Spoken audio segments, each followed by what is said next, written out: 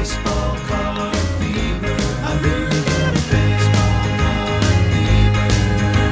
It started with my very first pack. Now a dozen.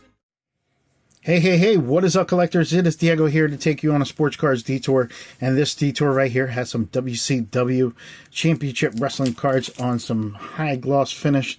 This set was a 110 card set. I saw it, I had to have it, so I bought it, and I wanted to see what I can get out of it.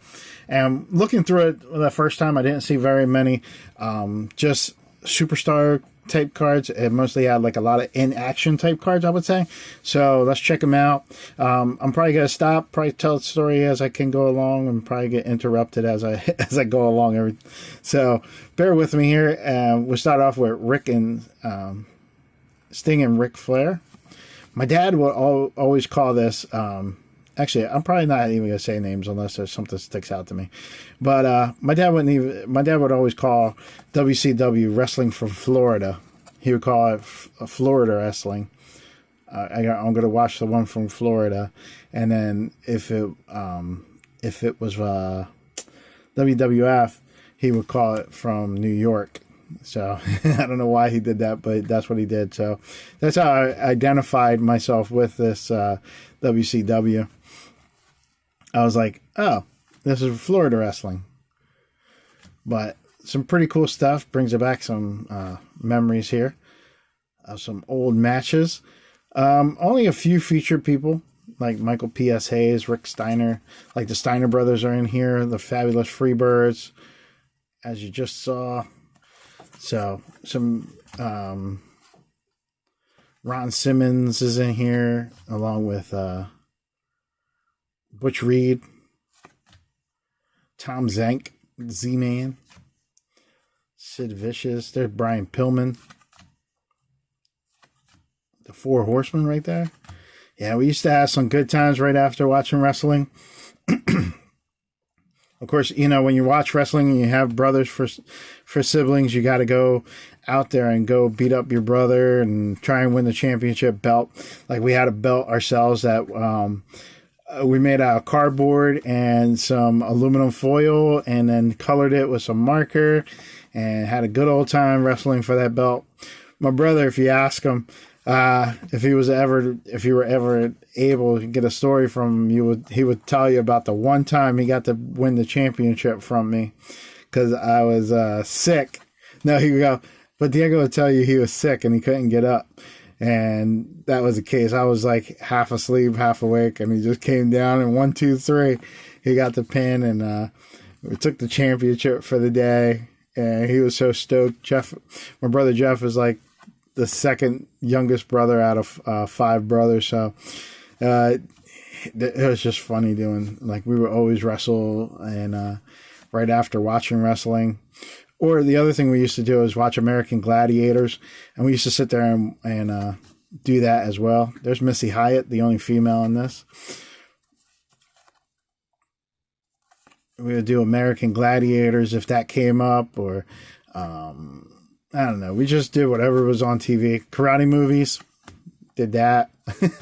So a lot of good times with this, but WCW was one of those ones that we didn't watch a lot of until I got onto TBS, and then we got fully involved with the wrestling and watching the pay-per-views. We would watch pay-per-views from WCW and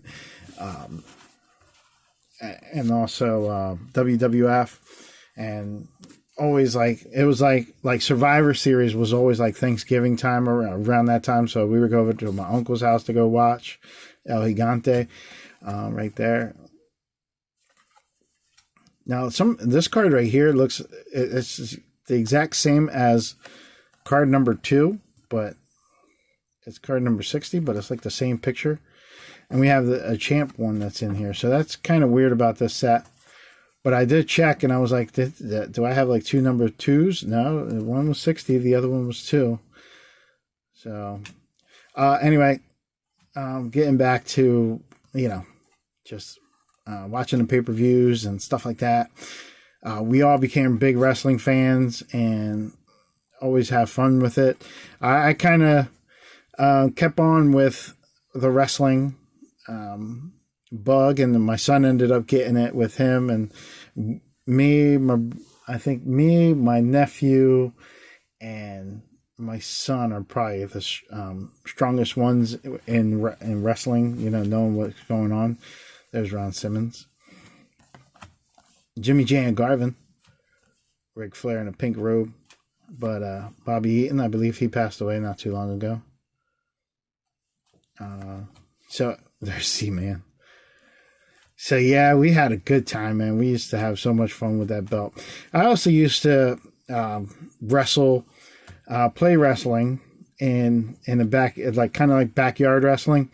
Back when I used to live in Camden, this was when I used to live with my mother, and we used to go out and wrestle like other kids from other neighborhoods.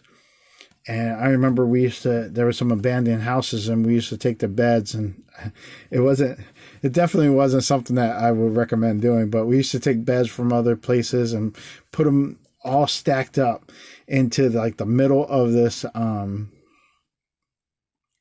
empty lot, and have the bed stacked up and have like a couple wrestling posts. And that was our ring, and we would sit there and throw other people. Like some kids got into really bad fist fights that way. Like they were really beating up each other, and one kid ended up hurting his, breaking the other kid's, not breaking his leg, but spraining his knee and stuff like that. And then kids would jump off like porches of abandoned houses onto the other kids. Like it was crazy back then. But it was the same type of title. Like you had our title belt there was also a cardboard cutout of something. And I don't know why we would do this. I was definitely less than, let's see, I was probably younger than 11 at that time. So it wasn't nothing for me to just go out into the street and go play there, or go to the corner and go play at that empty lot and go wrestle. Kind of look like those buildings there. And then we're jumping out like porches that are like up here, or windows or something like that. It was just weird.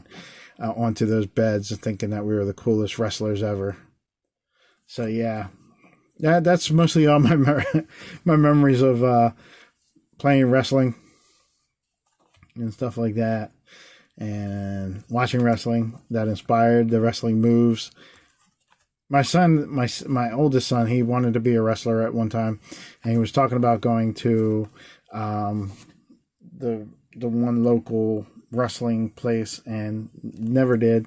Ended up moving back to Florida, and that's where he is now. Made me a grandfather, and that's pretty cool. There's Doom right there. Butch Reed and Ron Simmons.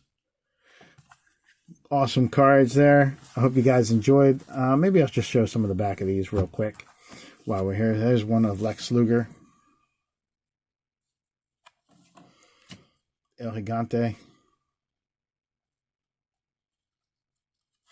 I think I did Arn Anderson already, but let's show Arn Anderson. Sid Vicious.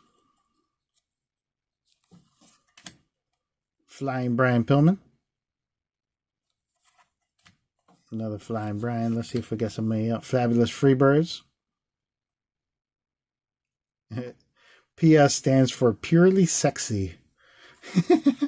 I didn't know that. Here we got a Ric Flair. Nature Boy. I know, that was Macho Man. No. Missy Hyatt. Doom as the champions. Paulie Dangerously. Paul Heyman. Who else we got? Bobby Eaton. See if I can find one from Sting real quick.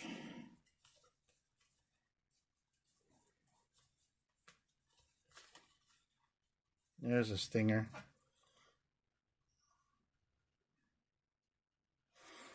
You go ahead and pause that for a second or two. Barry Windham.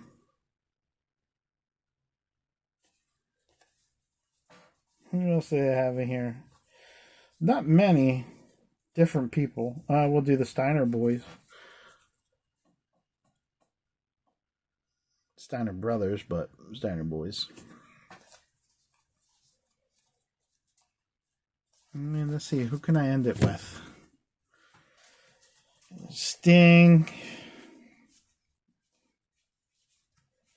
Fabulous Freebirds.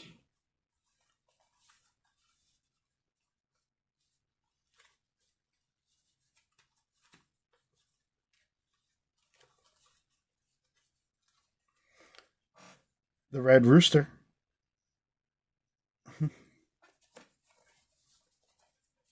Actually, that's what he was when he was with the WWF. It's from 1991, WCW. Now, it's funny because the Southern boys don't seem to have their own...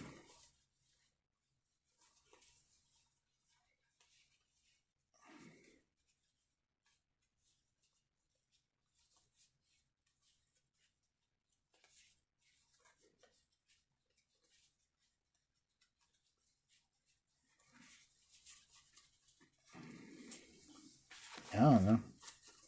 I was looking for the Southern boys in this, but I don't even see them.